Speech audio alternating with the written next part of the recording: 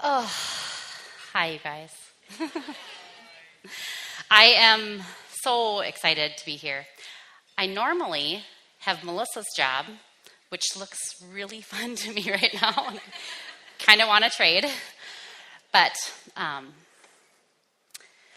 yes, my name is Trisha Dahlheimer. Thinking back, getting ready for this, I was thinking, how many Christmas brunches have I been to? A lot. My mom accepted Christ when I was 15 years old. And so she pretty much became like the crazy Jesus lady to this teenager. Sorry, Mom. And so I went to a lot of Christmas brunches, Christmas teas, Christian-y things, anything that I had to go to that I couldn't make an excuse not to go to, I would show up for. So if that's you today, I totally get how you feel. I would be sitting there and I would be thinking, okay, we're at another one of these events. What time is this going to be done with? I promise I won't talk for more than like 2 or 3 hours. So we'll be fine. But I'd say, smile. Look like you're excited to be here. Okay, check. Baby Jesus. Yep, check. We got him.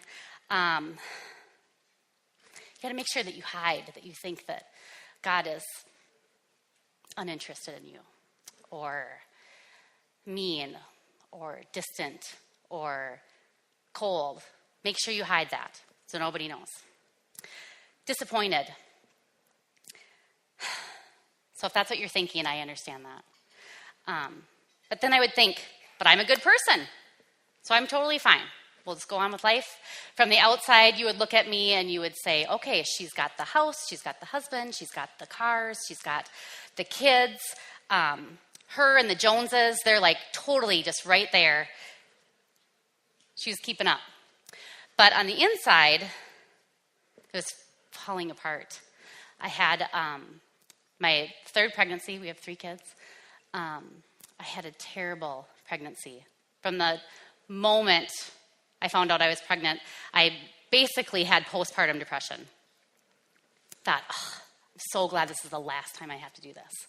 Like, I could not wait to not be pregnant any longer. That hit me like a ton of bricks.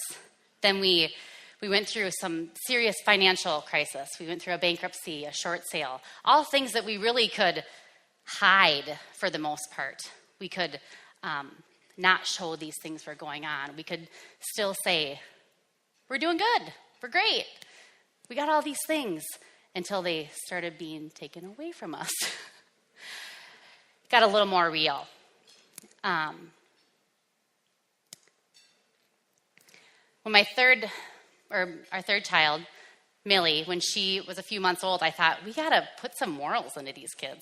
Like, we got to figure this out. And so clearly, you go to the church and you bring them there because they're responsible for your moral upbringing of your children. So we drove here. We came here and we decided we're going to get them dedicated because my mom's church, they dedicate kids. That sounds good. We're going to do that. So met with Pastor Bob. And any of you who know Pastor Bob, you don't enter a meeting with Pastor Bob, not a Christian, and enter or leave not a Christian. It doesn't work that way with him. So we met with Pastor Bob. He asked us the question, you're standing at the pearly gates, and why are you going to tell God to let you in? And that question floored me. I had no idea. I was a good person. I never questioned that I wasn't going to heaven. Even though I thought all these things about God, that wasn't a question in my mind. I for sure was going. So, leaving that, both my husband and I had a lot of questions. We started coming to church here periodically. And I also just want to say, I'm so glad this is my home church. I'm looking around and I'm seeing all these faces of people that I love and have seen me through all of this. And so thank you. Thank you for praying for this. Thank you that I'm not shaking. Those things, so good. So started coming to church here and heard about the Alpha course. So I bribed my husband to come, I said I would not complain about hunting season if he came to Alpha with me. So I needed 12 Sundays out of him, no complaining. So he thought, she will not last very long. I'll go. We'll see how long this lasts. We made it through the whole thing. Got a ton of questions answered. The fourth week was about why and how to pray. And so the next day, I thought, all right, I'm going to try this. I'm going to have an honest conversation with God. And so it was the first time that I talked with God, me and him. That's when our relationship started. And all this weight of depression that I had that started with my pregnancy and all these things that were falling down, all these expectations that I had on myself just lifted. Now, I can't tell my salvation story without telling my husband's. So this will be a little sidebar. So he waited until the last time, 12 weeks. He waited till that day. And that night before our last Alpha, he had too much to drink at a wedding. That was one of the first things that God released me from was alcohol. So next morning, he said, I'm so sorry. And all I said was, you just drank too much. That was it. So he went and laid on the couch, flipping on his phone, looking at Facebook, and he came to me and said, you have to listen to this song. And so I listened to it, and I was like, oh, that's an all right song. It was very slow and worshipful, and he was construction 93X guy. And so that was surprising that he was interested in this song. So I listened to it, and then we left. We went to go pick up my kids at my mom's church. They were there for the wedding. And as we were driving there, I was like, I don't know what my deal is. I'm so emotional. I don't know if it's because it's Christmas or I'm getting my period, or I can say that. Sorry, Brian. But I'm so emotional.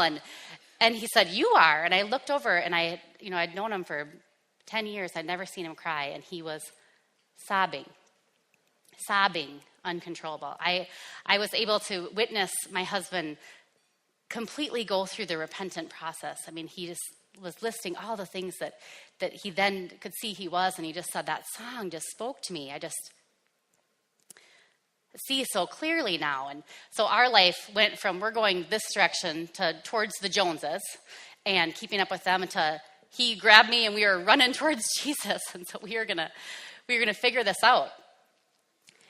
Before that, I really was not a very strong reader. I just didn't enjoy it. But I had to know who this Jesus was. And so I read and read and read and read and read. My babies would take a nap. I'd read. I'd wake up early. I'd read. I'd put them to bed. I'd read. Anything that anyone would put in front of me that would get to know Jesus, I read it. And so one of the first books that I read was by Stacey Aldridge, the book Captivating. And listen to what she said. Every woman I've ever met feels it, something deeper than just a sense of failing at what she does. An underlining gut feeling of failing at who she is. I am not enough, and I am too much at the same time. Not pretty enough, not thin enough, not kind enough, not gracious enough, not disciplined enough, but too emotional, too needy, too sensitive, too strong, too opinionated, too messy. The result is shame. The universal companion of woman. It haunts us, nipping at our heels, feeding on our deepest fear that we will end up abandoned and alone. Do you think that's true? Good for you, because that, I thought, oh, other women feel this? I'm not alone in this?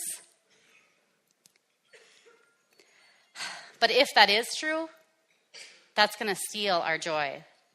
That's going to steal the joy of Christmas. It's going to steal our joy of God. So again, preparing for this message, another thing that kept coming up, babies.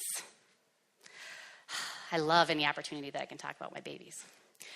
So, babies, when they come to us, they really are totally helpless, I'm telling you. I remember taking our oldest, Elliot, home and kind of laying there and thinking, she can't even bathe herself. Like, I don't know, that's what stuck in my mind, but I really thought, that's intimidating. I don't know how to bathe this baby, and she does not know how to bathe herself. And she can't walk, she can't talk, she can't crawl. I mean, she can't feed herself, nothing. She can't do anything for herself, just completely helpless and dependent on me. It was very overwhelming to me. So why would Jesus come as a baby? Why would God come as a baby? And Mary, she was a teenager. She was not married. She was taken away from her home. She had to travel a long way. There's no hospitals. She did not get any pedicures. I guarantee it. I just know it. Doesn't say it, but I know it. No pedicures, no experience. He could have given her given him to a woman that had 10 babies, to a grandma that knew all about raising babies, but to a teenager, he gave his only son. Yet Jesus still came to deliver. Jesus was not the only baby that came to deliver. I'm going to tell you the story about Moses. Let me remind you of the story of the Israelites and how they became slaves. After Joseph's family had moved to Egypt to escape the famine, they made some babies, like thousands of babies, lots of babies. So many babies that Pharaoh was like, whoa, there is way too many people that could go against me. I need to figure out what to do with these people. And so he thought, I'll make them my slaves. Does that make sense? Don't align yourself with them. Make them slaves, lord over them. That did not work. The more they were afflicted, the more they multiplied, more babies. Second solution, I'll make the midwives kill these babies. And I want to ask you guys, did Pharaoh not have a wife or a mom or a sister or any woman that he would know that babies are super important to us? Not the person you pick. Third solution. I almost did it too. Third solution. He's going to cast the male babies into the river. So now we have Moses' mom come into the picture. The woman conceived and bore a son. When she saw he was beautiful, she hid him for 3 months. By faith, Moses, when he was born, was hidden for 3 months by his parents because they saw a beautiful child. And they were not afraid of the king's edict. Okay, so here we have Moses' mom. How do you think that she felt? Her 3 months is up. She can't hide him any longer. So she's going to take her baby and she's going to cast him off. Basically, give him up for adoption. I imagine her strategically placing this baby into the river to know that he's going to go right into Pharaoh's daughter's hand. So how did she feel? I might know a little bit about how she felt. I gave a baby up for adoption when I was a teenager. And so I might have an idea of what she felt in that moment. But I knew that was what was best for him. I knew that. And I have to think that that's what Moses' mom thought as well.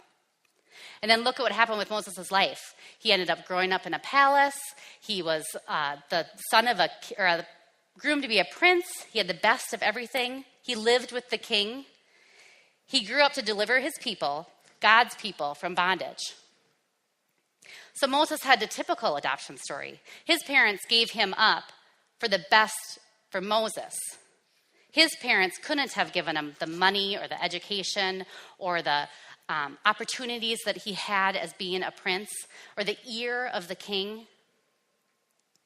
She gave him up for his good. Just like when I gave my baby up, I knew that he would have a mom and a dad. He wouldn't be confused about who his grandparents were. He wouldn't have so many Christmases he doesn't know what to do with.